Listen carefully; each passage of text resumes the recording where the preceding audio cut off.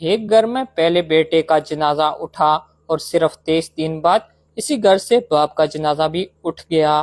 یہ کہانی ہے پاکستان کے زیر انتظام جموں کشمیر کے شہر راولاکوٹ کے چھوٹا گلامرا سے تعلق رکھنے والے 33 سالہ کاشف یعقوب کی، جو 27 جولائی کو حکومت کی جانب سے کالعدم قرار دی جانے والی جوائنٹ عوامی ایکشن کمیٹی کے لانگ مارچ کے دوران فورسز کی مبینہ فائرنگ کی زد میں آ کر ہلاک ہوئے۔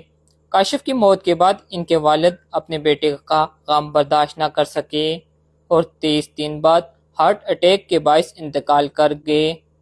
کاشف پیشے کے اعتبار سے تاجر تھے۔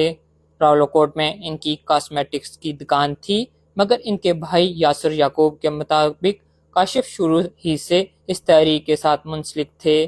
وہ اپنے مطالبات کے لیے احتجاج میں شرکت کرتے تھے۔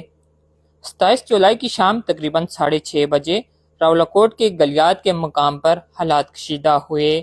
اس دوران کاشف فورسز کی مبینہ فائرنگ کی زد میں آ گئے اور پھر ایک بھائی، ایک بیٹا، ایک دوست اور ایک باپ ہمیشہ کے لیے جدا ہو گیا۔ کاشف کے بھائی یاسر کے لیے یہ صرف بھائی کی موت نہیں تھی، اس کے گھر کے سہارے کے چھن جانے کا لمحہ تھا۔ بھی ادھر ہی تھا، بس 23 جولائی کو یہ ہوا تھا، ادھر ہی تھا میں، تو بس ادھر ہی مجھے اطلاع ہوئی تو میں آیا۔ دریک کیمپ لگے ہوئے تھے ادھر، میں نے بہت ڈھونڈا، اس کیمپ میں جا کے دیکھا تو آخری دریک ہائی اسکول کے پاس ایک کیمپ تھا، ادھر جا کے ملا۔ میں جب ادھر پہنچا تو میرے پہنچنے سے پہلے ہی وہ چارپائی کے اوپر لیٹا ہوا تھا۔ میرا ایک چھوٹا عزیز تھا نیچے ادھر، اس نے بتایا کہ وہ اس طرح شہید ہو گیا ہے۔ ان کی راولاکوٹ ایاد مارکیٹ میں دکان تھی کاسمیٹک کی، اور وہ کئی ڈبہ تھا اور اس کے ساتھ شفٹ لگائی ہوئی تھی۔ جی نہیں، شادی شدہ بھی نہیں تھی۔ والد صاحب ان کی بس کہتے وہ بوڑھے تھے، بس ان کے وہی، بس ہم تو 5 بھائی تھے، 6 بھائی تھے، تو سارے باہر ہی سعودیہ کوئی دبئی ایسے تھے، ان کے ساتھ وہی ٹچ تھا، وہی اس کی دوائی گولی سب کچھ وہی کر رہا تھا۔ تو بس انہیں پتا چلا تو باہر سے تو کچھ نہیں تھا، لیکن اندر سے وہ ختم ہو گئے تھے۔ اس کے بعد بس اس کو کبھی ان کی صحت ٹھیک نہیں ہوئی، تو ابھی 2-3 دن پہلے ان کی بھی کچھ لو ہوا، بی پی لو ہوا، تو ادھر جا کے ان کو بھی ڈیتھ ہو گئی۔ تقریباً کاشف کے تقریباً 23 دن تھے، 22 دن، انہی درمیان میں وہ ہم جگہ، اس کے بعد والد صاحب بھی چلے گئے۔